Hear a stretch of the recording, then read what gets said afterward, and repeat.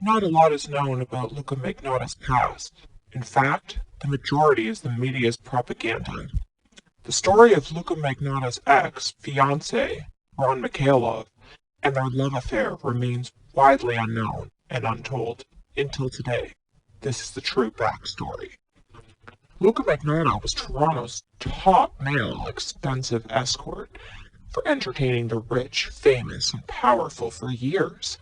Luka was very busy traveling the world, living a jet-set first-class life. In 2008, Luka returned from New York City, where he was living, to once again work at his home city of Toronto. Luka was living at the Leaside Towers in his luxury penthouse. Ron Mikhailov, a young financier, was working in the financial trading buildings of Bay Street, very successful and ambitious. He was an extremely handsome Russian Israeli. He also enjoyed using the services of escorts and was very discreet about his bisexuality, which is not shameful. It's reality. Bisexuality was more taboo back then, but now it's 2020 and shouldn't be taboo any longer. Ron also worked alongside Andrea Lashivo Yorkin, Luka's aunt, who was mysteriously killed a few years later. One night, Luka received a call to meet a client at the luxury Toronto Sheraton Hotel. Luka almost didn't take the call since he was super busy. But that night, he was delighted to see a handsome young professional. Ron and Luka had a romantic candlelit evening full of champagne and passion. It was clear the evening was more than a one-night stand.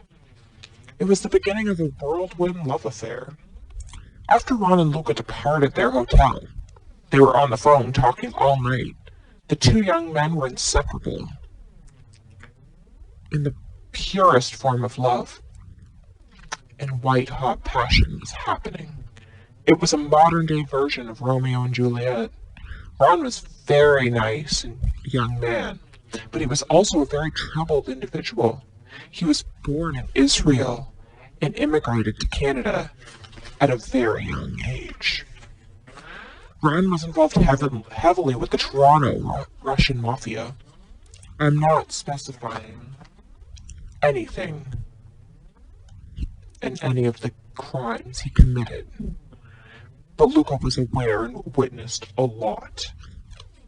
If you watch the television program Sopranos, you will understand precisely the life Luka lived for over 2 years. Luka and Ron were very similar to the Sopranos characters, Christopher and Adriana.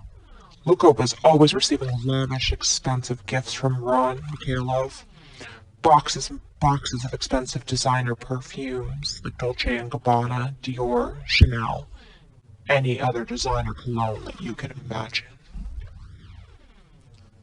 An unlimited supply of Versace clothing, shoes, and accessories, beautiful jewelry, rings, bracelets, necklaces. Luka was treated like a modern-day prince. At first, Ron was wining and dining Luka constantly. They were at Toronto's finest restaurants every night, movie theaters, and lavish shopping sprees. Ron was comfortable around Luka because Luka never judged Ron. Luka accepted Ron for who he was. Ron was very tortured by his sexuality. Ron and Luka would go to the gay clubs 3 to 4 times per week and dance the night away. Ron never revealed his secret gay side to his friends or family. He felt too tortured and feared they wouldn't look at him the same again. They wouldn't truly like him for who he really was, so he was forced to live a lie. In the Russian community, homosexuality is seen as demasculating and forbidden. People still continue to put all homosexuals in the same category. In most people's eyes, gays are seen as flamboyant, fairies, or just men that act very feminine. This stereotype is very offensive and is very outdated and untrue. Most gay men are very masculine, acting, and even more masculine than some of the straight guys. Ron is a perfect example, very straight acting and looking. Luka and Ron were very happy, but trouble began to arise in paradise. The couple's friends did not approve of their friendship or relationship. Their close friends thought it was more of a friendship. Everyone saw them spending all time together. Ron, within a few weeks, brought Luka a beautiful ring and proposed. It was very sudden, but the two were deeply in love. They were at Luka's downtown condo listening to Frank Sinatra's Strangers in the Night, the same song Sinatra sang for Ava Gardner when he proposed to her. Luka always cherished that song from that day forward. After becoming engaged, certain responsibilities and expectations must be met, especially commitment. Luka wanted, rightfully so, to be a part of Ron, his fiance's life, to meet his family and friends, and to have a romantic life. Ron was very adamant that he was closeted and Luka was to remain his little secret. Luka agreed, but only for a short period of time. Ron needed a cover. He needed a woman to present to his family, since they were becoming very suspicious. They recruited Luka's sister, Melissa, and made her come along with them to parties, birthdays, family events, nightclubs, anytime Ron needed a woman date. Ron's friends loved Melissa. However, Luka was along everywhere, too, and becoming furious with this charade. Ron could not continue doing this to Luka. It was unacceptable. On top of the charade, Ron was a sexaholic. He needed sex daily with as many different partners as possible. Luka found Ron an endless supply of lovers. Men. Luka treated Ron like a god, a king. Luka would pick up and run from work daily and return to the condo and invite men over for threesomes and porn tapings. Luka and Ron loved to drive around Toronto picking up young, cute guys for Ron's pleasure. Accusations occurred that Luka would drug all these guys so that they could violate the unconscious men, but that was untrue. It was all consensual. Ron enjoyed very rough sex, and Luka was obligated to give Ron whatever he wanted. Sex and other men. Ron and Luka did over half year, did a few thousand different men and a few women together too. Luka was completely okay with all this, except Luka had one condition. Luka needed Ron to disclose and be honest about any men Ron would be with. Ron promised to never go behind Luka's back. Of course, Ron lied pathologically and would cheat on Luka, even though there was no need. Luka gave him all the permission he wanted to have sex with other men. Luka would even have men ready as presents for Ron, nude and on the bed waiting for Ron after he returned from his financial trading job. Ron really wanted Luka's brother, but Luka was becoming very jealous that Ron was paying more attention to Luka's brother than he was to Luka. Ron was constantly in both bathhouses, sex parties, and clubs. Luka was wishing for a more normal life. Ron was kept on a tight leash by his family and not permitted to spend the night away from his domineering mother. Ron and his mother even shared the same bed. Luka had enough and gave Ron an ultimatum. Either include Luka in Ron's life and come out of the closet, or Luka would leave forever. It's either all or nothing.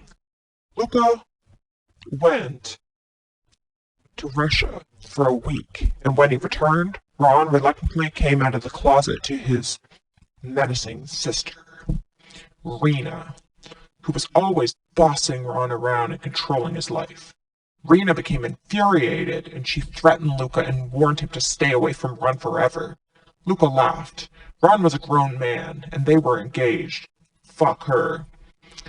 The Russian mafia began following Luka, vandalizing Luka's SUV, and threatening notes appeared. The useless, worthless police did nothing. The relationship turned toxic, and dark clouds began to arise. Luka and Ron had movie marathons and even bought a cute dog named Max. But Ron could never be satisfied. His sexuality always stood in the way. Luka rented an apartment in northern Toronto, a place to bring clients, but also a secret meeting place for him and Ron to be closer. Ron's friends began to be more and more suspicious.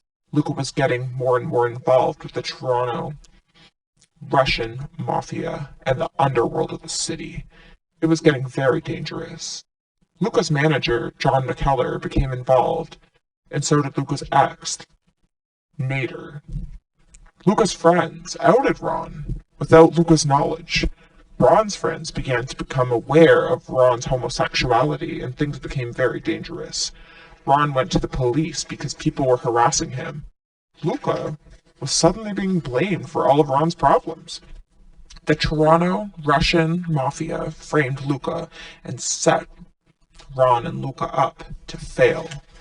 They wanted to ruin the engagement and stop the marriage. Luka was constantly being threatened and harassed, so he moved frequently. Luka lived at the Leaside Towers, 95 Thorncliffe, Bruce MacArthur's old building, and also at the Four Seasons luxury hotel. He was quickly found by the mafia and threatened and attacked. Either Luka needed to leave town or he would be killed. The mafia made it clear.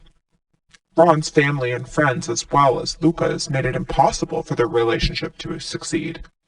Luka had issues, so did Ron, and it just didn't really work out. Luka really did love Ron and wanted to marry him. It's unfortunate the Russian mafia interfered. Luka and Ron separated. Luka moved to Los Angeles and Ron continued in the financial trading industry in Toronto. The mafia did force Luka to make multiple trips to Russia for business and to pay off debts. Luka completed all of his obligations, so these mafias, and he could just sever ties. This podcast, let me make clear, is not to bring down anyone. It is the truth, and people are entitled to freedom of speech. This untold story needed to be told. The mafia lied atrociously about Luka, and his image was ruined. Everything you'll hear about Luka is 90% false, news, and propaganda.